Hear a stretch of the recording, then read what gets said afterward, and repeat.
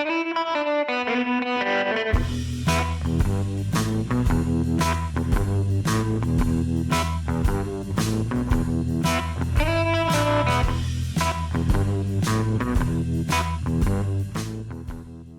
and welcome to the Imaging Wire Show. My name is Brian Casey. I'm managing editor of the Imaging Wire.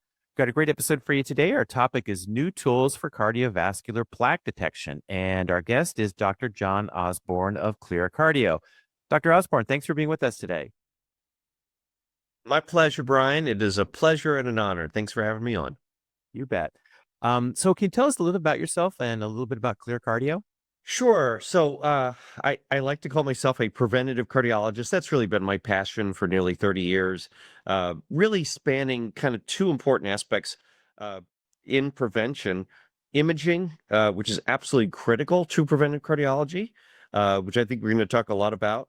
And then the other side of things, which is probably not good to talk about, is kind of what we do with that data, what we do with the imaging data to translate that to less strokes, less heart attacks, less cardiovascular events, or as I like to say, my ultimate goal is that we eliminate heart disease. But I will say, we are not going to be able to do that without imaging. And I think that's a great segue into kind of what I think what we're going to be talking about. All right, great. Well, let's go. One of the most important things that has kind of developed with detecting early detection of heart disease is this concept of cardiovascular plaque. And we've known about cardiovascular plaque for a long time, but can you tell us a little bit about what exactly it is and why we think it's a risk factor? Sure. In the natural history of heart disease, right? And of course, lots of things can go wrong with your heart, but probably the single most common thing that happens with your heart is the development of plaque in the blood vessels. And we've known from animal studies, from human studies, from natural history studies, that plaque begins to form decades before we ever have any symptoms from it, complications from it, angina, chest pain, stress, flunky stress test, or whatever. The problem is we just did not have adequate imaging tools to be able to pick up that early asymptomatic preclinical atherosclerosis.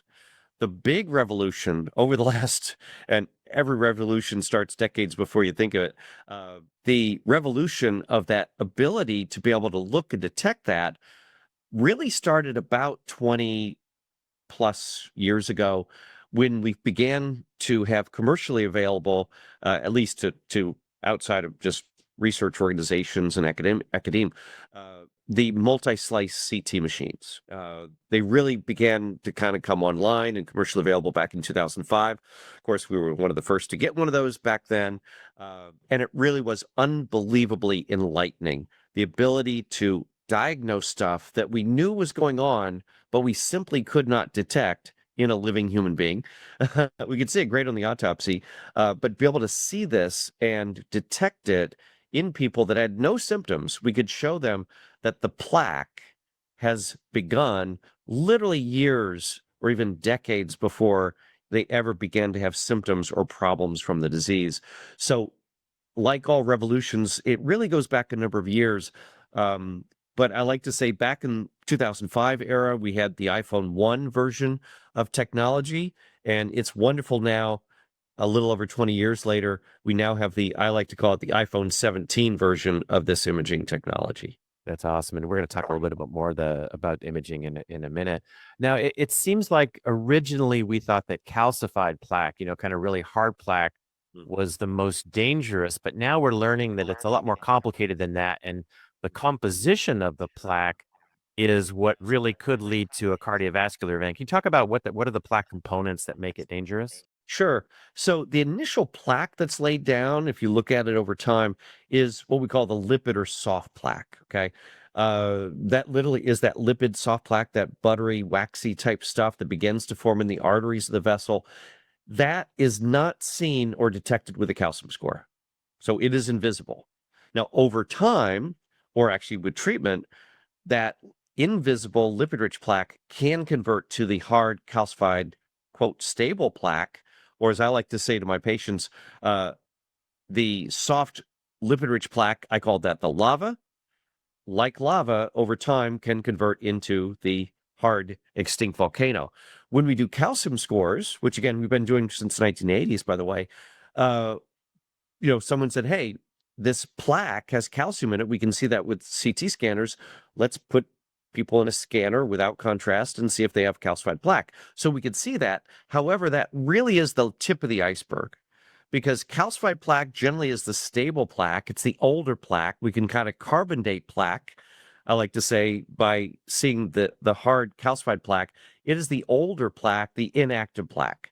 Was invisible until we had cardiac CT and high resolution, both temporal and spatial resolution CT, is to be able to see the precursor, the more important plaque, the soft or lipid-rich plaque that always precedes the calcified plaque. And again, that was invisible on our calcium scores. But now with the tools we have available, we can readily both see and detect, and now with AI, quantify that plaque and literally be able to see that soft lipid-rich plaque, the dangerous plaque, the stuff that can break off, flake off, cause heart attacks, that really is the critical plaque. If you see calcium on a calcium score, or incidentally, that says, yes, that person 100% has plaque. But the problem is we're only seeing the hard plaque, the inactive plaque, tells us nothing about the lipid-rich plaque. Yeah. Now, you mentioned AI, and AI is having such a big impact in medical imaging. How is it being applied to this issue of diagnosing and figuring out what's going on with that plaque in the arteries? Sure. So we're using AI every day across the entire chain of imaging. We certainly use it in our Atlas 960 machine, which is an amazing machine. We had a really significant upgrade, really exploiting a lot of the AI technologies to add to the quality of images, and at the same time, not only getting better quality out of the CT machine, higher resolution and better quality images, less noise, less greater signal to noise ratios, but also then using that AI from the quote raw data coming out of the CT machine, but then using other AI to post-process that CT data to be able to really highlight the kinds of plaque, the soft plaque, the hard plaque, characterize that plaque, and now quantify that plaque as well. There are, of course, a number of AI add-on programs we use. We use Clearly, but there are others we do. But that combination of this incredibly high-resolution raw data coming out of the CT machine, again, using AI to really clean up and give us beautiful pictures, but then further processing that with AI that allows us to quantify and to detect and quantify and now actually to track over time is really one of the biggest revolutions in cardiac CT in the last several years. Yeah, that's amazing. Let's dive a little bit more into the CT technology that's being used because that's acquiring the images that AI is using to analyze. So you were an early adopter of United Imaging and the UCT Atlas scanner. What attracted your attention to United Imaging, and how did you feel like the Atlas scanner was right for your practice? Tough questions, because honestly, Brian, there's so many aspects of that. But in brief, a company that has been around, they have a massive installed base worldwide. I will say, I'm very proud to say, we were the very first Atlas 960 install in North America. So very proud of that a few years ago. But really, what swayed our decision, we looked at all of the other legacy vendors. They have great products, but the things that really stood out: 16-centimeter whole organ acquisition, lower radiation because of that. We don't have to tie together various slices anymore, so that's no longer an issue. Misregistration errors and all that, no longer an issue. Again, very high both temporal and spatial resolution. Very quick very quick acquisition, of course. Dramatically improved our ability to capture great images, even at higher heart rates, and do all of that at a very low radiation cost, if you will. Also to a beautifully developed system, both across the hardware itself for image acquisition at the CT level, but also the image acquisition and processing ability with the workstation as well. Beautifully engineered, put together, extremely thoughtful. the resolution, the image quality, the ease of use, and even training. I will admit to you, I have never been trained on your workstation. I use it every day. I've never been trained on it. Didn't need it. That's how Wow. intuitive it was. I've never been trained on it.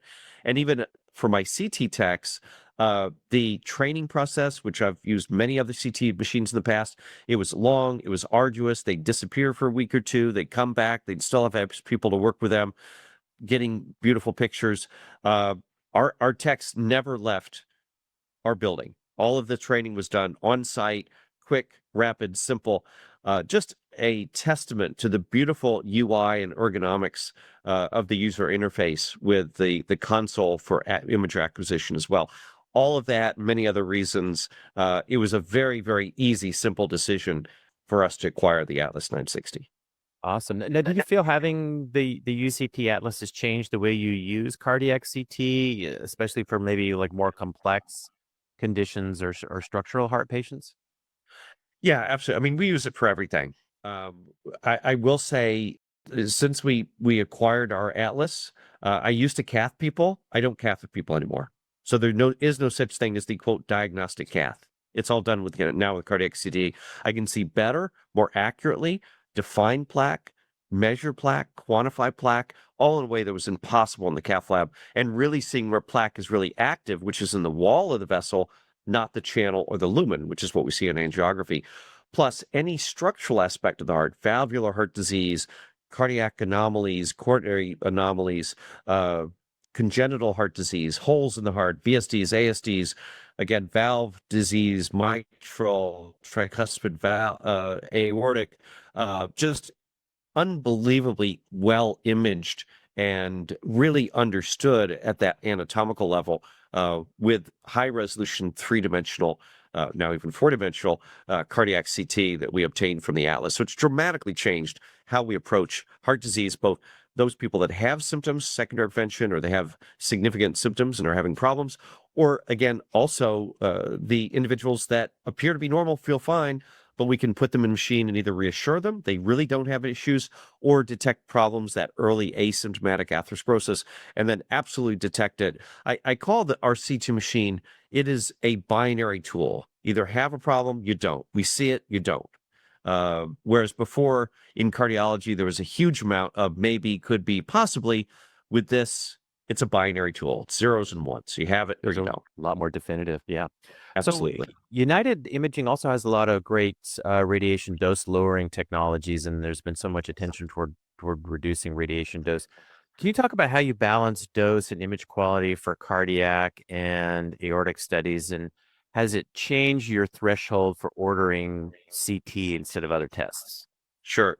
Yeah. So, I mean, the base hardware really, whole heart acquisition, 16 centimeter, very fast acquisition, high temporal and spatial resolution, offered us from the get-go the ability to minimize radiation dose. But I will say, as the software has evolved and continues to evolve, and again, of course, with everything in our world, AI being applied to that, we had a major upgrade, this R3300 upgrade a few months ago that was just mind-blowing. I mean, it accomplished what was usually really impossible to do. Better quality images, cleaner quality, better signal noise ratio with our images, and at the same time, much lower radiation.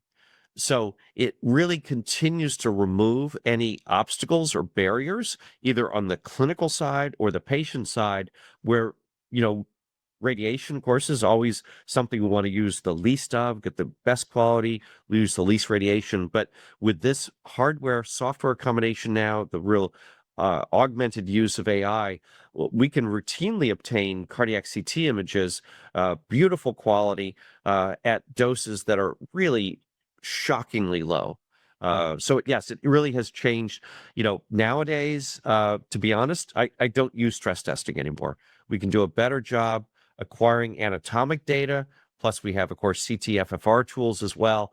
I have all of the tools that we used to use functional testing to do, but instead with one test, cardiac CT, I have anatomy, quantitative analysis, plaque detection, quantitative plaque analysis, and CT-FFR in one quick, fast tool.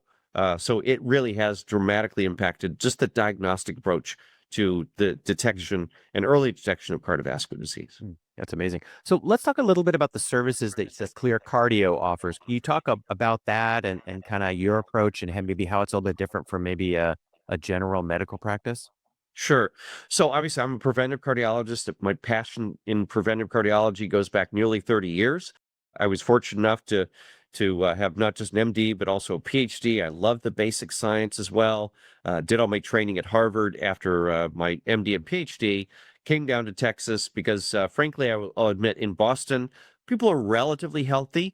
But I will say, unfortunately, I mean, and I'm not here to diss my Texas colleagues, and I love them, and I'll never move from Texas. But in Texas, we basically had barbecue smoking and no sidewalks. So Texas is going to be a better place for me to help save the world from cardiovascular disease.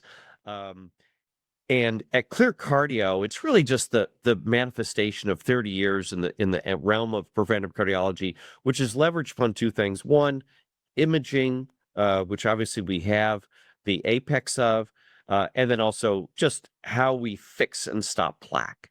And I will say, ClearCardio is not a scanning company. It's not an imaging company. It is a cardiovascular detection and prevention organization leveraged on tools such as high resolution imaging with cardiac CT, also using multiple different forms of AI to give us the clearest, most possible pictures and images of what's happening with the patient, both at the clinical level, but also, too, one thing that we do 100% of our time with our patients is we share those images with our patients. We just don't say, well, the study comes back this way and we have blockages or narrowings or whatever. We literally show the pictures because they're really almost cinematic pictures of the stuff, of the plaque, of the valves, or whatever is the issue with the heart with the patients, which is incredibly, I think, engaging for the patient and motivating and really educates the patient better than I can ever do with words to literally show them their heart. And I will use a term that my staff always tells me to be careful with, and they don't like it, but I will use it. I call cardiac CT, with all the incredible AI imaging now and the beautiful pictures, I call it the virtual autopsy. Emphasis on the virtual, but it allows me to literally show patients their heart, their plaque, their valve, whatever is relevant to the patient in a way that was impossible to do with prior imaging. So ClearCardio, imaging is critical to that, but we're not a scanning company. We're not an imaging company. We're really a cardiac detection, assessment, and prevention organization. So our ultimate goal is to eliminate heart disease as we know it. And that's a worthy goal. Any closing thoughts? How do you see the role of AI and CT and cardiovascular plaque analysis evolving in the future? I think it's going to be the dominant approach. I think what we're doing, frankly, I like to say, I'm just talking to you from 2035. This is what everybody does. We don't do functional testing. Not really worthwhile. I don't do it anymore. I stopped cathing people. I can do all the stuff I need to do as a cardiologist without invasive angiography. So in 2035, I like to say in the future, and I keep coming back to 2026 telling you this, this is the dominant approach. This is what everyone would be doing. Right now, we're one of the sole people doing it, but I think this is going to be the dominant evolving approach in the future. I just hope hope that more people get involved with this and do this so that really is going to break through that glass barrier of how we are really going to detect disease early, stop it, treat it, prevent it, so that we can really begin to dramatically approach what I love to do and what I always profess to do is to eliminate heart disease. We're not going to do it with stress testing, with functional testing, with the angiogram, with diagnostic caths. It's going to happen with cardiac CT coupled with AI. Very good. Now, for cardiologists or imagers that are thinking about moving to United Imaging, the UCT system, what practical tips do you have or guidance would you give them and their team for getting the most out of these systems?